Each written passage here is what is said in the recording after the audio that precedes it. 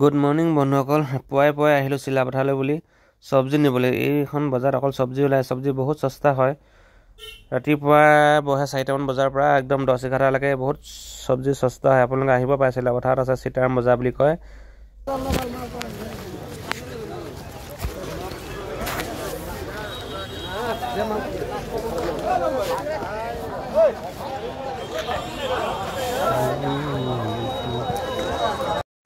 ইয়াত মানে যেনেকুৱা ধৰণৰ বস্তু বিচাৰিছে সেই ধৰণৰ আপোনালোকে বস্তু পাবা।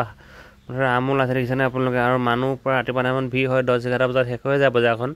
হ'লচেল মাৰ্কেট হয়, খুচুৰাও হয়, কিন্তু হ'লচেল একদম সস্তা হয় মানে চব্জি। যদি কোনোবা শাকৰ বিজনেছ কৰিম বুলি ভাবে এইখন বজাৰত আহক আৰু চব্জি কিনক। বহুত